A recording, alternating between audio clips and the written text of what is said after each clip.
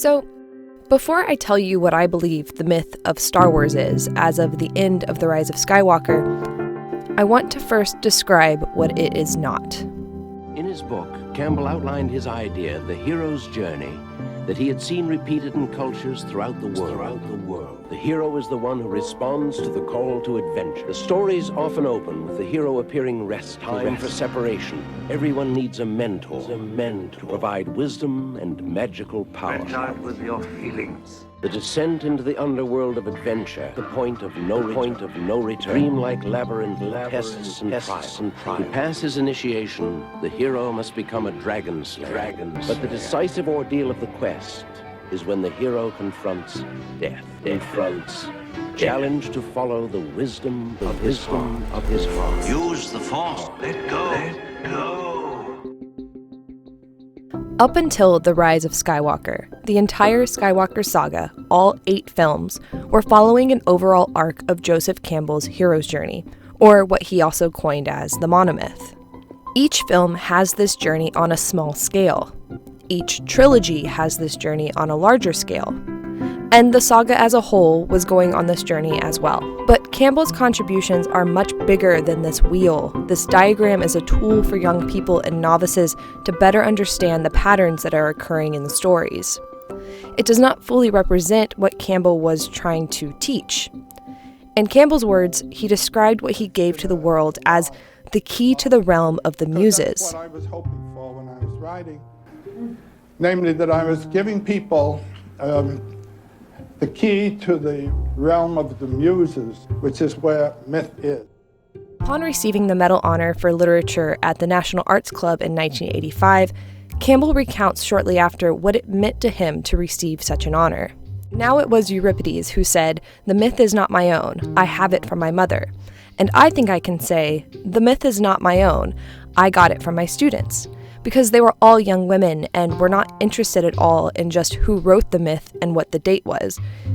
They wanted to know what it meant to them, what it could mean to the children they were going to have. I was, by my female students, forced to consider the material from the point of view of a woman. And that point of view had to do with what does the material mean to life? What does it mean to me? Campbell believed that the myth had an external application, but that the point of understanding how myths speak to us was the beginning of the journey into one's self. And this is something that is really serious. Unconscious is unconscious. You don't know what's down there until you experience it by way of a projection. Applying a mythic structure to our lives helps us to better understand who we are. It helps to center us and helps us to find our own path. These two pairs of opposites come forth as male and female from the two sides. One has eaten of the tree of the knowledge, not only of good and evil, but of male and female, of right and wrong, of this and that, and light and dark. Everything in the field of time is dual, past and future, dead and alive. All this, being and non-being, is, isn't. And what's the significance of them being beside the mask of God, the mask of eternity? What is this sculpture saying to us? The mask represents the middle, and the two represent the two opposites. And they always come in pairs, and put your mind in the middle. At the end of the hero's journey, which is essentially a journey to the inner self, and again reflects what all humans experience at various points throughout their lives, the individual must bring back their newfound wisdom to the community, to their community. Not only is this the purpose of a myth, but it is an essential step in the myth, one that is glossed over and even non-existent in Star Wars stories. Campbell's interpretation of the Star Wars myth was about overcoming the machine. What a wonderful power the machine gives you, but is it going to dominate you? The statement of what the need and want is must come from you, not from the machine, and not from the government that's teaching you, or not even from the clergy. It has to come from one's own inside, and the minute you let that drop and take what the dictation of the time is, instead of the dictation of your own eternity, you have capitulated to the devil. and you're in hell. Luke Skywalker overcoming the machine of war and his own father, which was a symbol of that, being a machine himself. The journey provided Luke his transformation, where he saved the machine and turned that machine back into a human. At the end of The Return of the Jedi, Luke becomes a master over his life and death, but he never brings that elixir or the wisdom achieved through this journey back to his community. Luke burns his father's armor, destroying everything left of him, or so he thought, and Vader's redemption, being the elixir needed to heal the galaxy, is not passed on. It can be inferred that this might be what happens, but it's not exactly explicit. Vader's sacrifice and redemption is not known throughout the galaxy. Additionally, the canon, which was created post-Disney acquisition, shows us that the Star Wars universe was indeed not healed after Luke destroyed the second Death Star. From everything the storytellers were trying to tell us, it was clear that the myth still needed to be completed. Interestingly enough, Luke's end in The Last Jedi actually does complete this myth for Luke.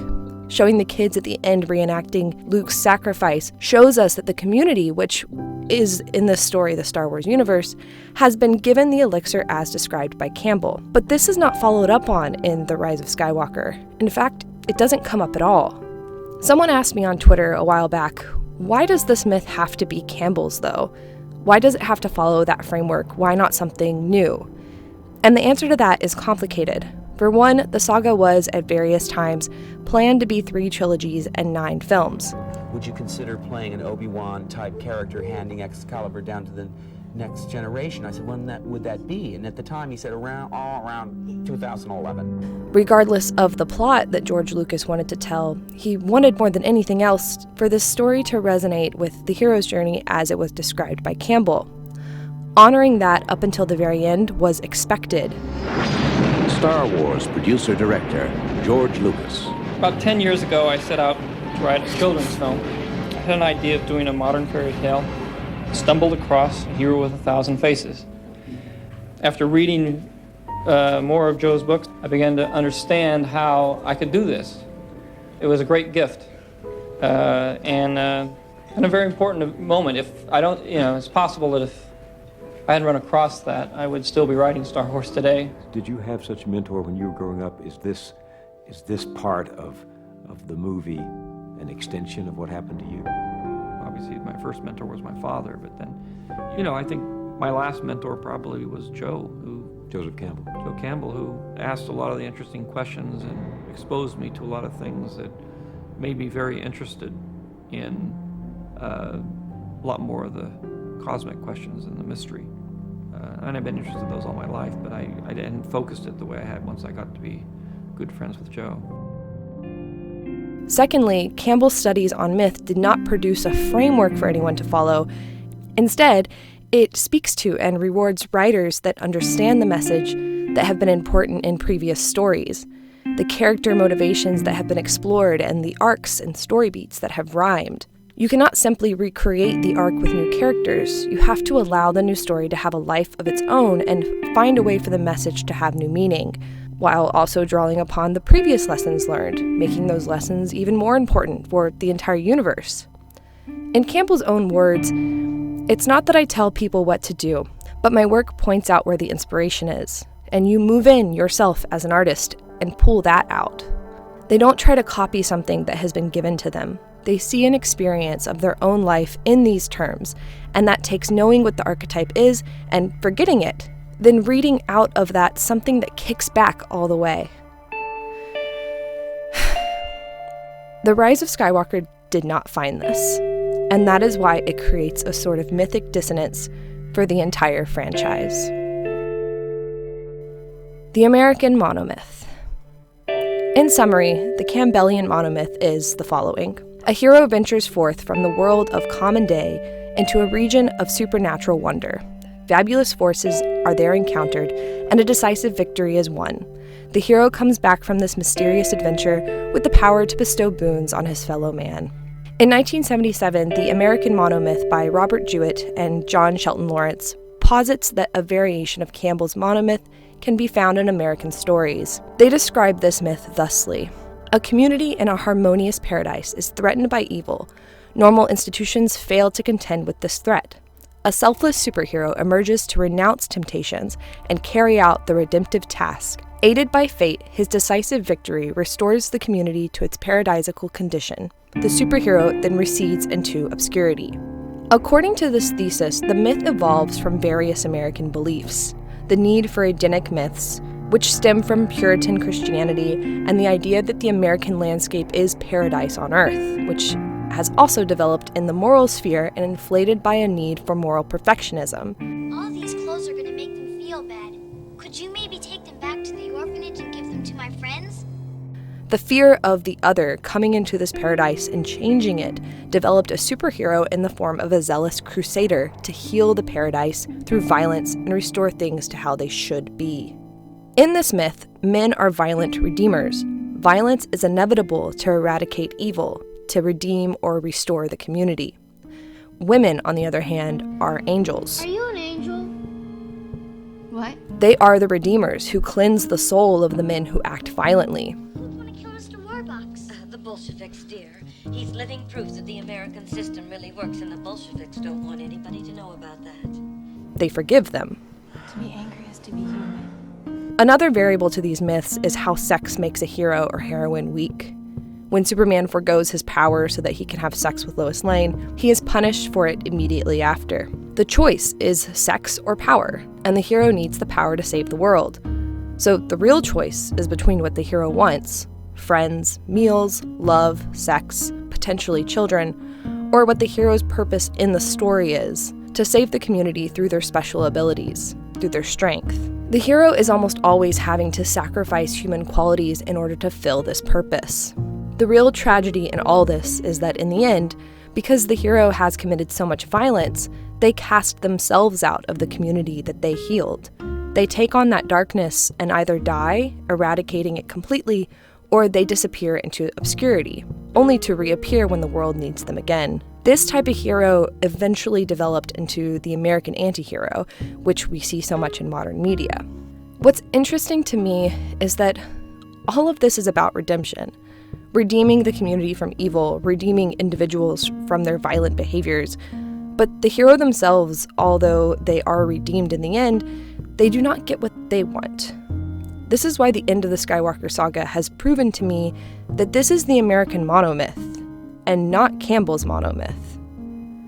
Our misunderstanding of redemption and atonement in previous myths has cultural consequences. Father, I'm sorry for being a bad son. Take, for instance, how Campbell describes the crucifixion from a mythic perspective rather than a theological one. Now, for instance, with the crucifixion, if you think of this as a calamity, that is the result of your sins and Adam's sin and all that Jesus had to come down, the Son of the Father, give himself on the cross to death and look sad there in trouble, that's one reading. But when you read it another way, as the zeal of eternity for incarnation in time, which involves the breaking up of the one into the many and the acceptance of the sufferings of the world. St. Augustine says this somewhere, where he says, Jesus went to the cross as a bridegroom to the bride. That's a total transformation of the idea. Jewett and Lawrence state that in a place of human maturation gained through a self-understanding, exertion, and suffering instead of robust freedom and responsibility, these stories promise that super agencies will solve our problems and make us happy. What message do these stories offer to the poor, the defeated, the frustrated, and the disappointed? The myth also has negative consequences to our would-be heroes and heroines in the real world. Pious abnegation and well-devised tongue lashings rarely evoke the miraculous transformations promised by the myth. They are more frequently the source of additional alienation. This has been your one failure and you can't accept it. You've ordered a human being to be strong, and he hasn't obeyed you. Can't you understand, sir? Strength can only come from inner convictions, never from orders. Be still. You can't win this fight. Don't be a fool. It's true. That's why you hate Fred. Not because he's weaker than you, but because he's stronger.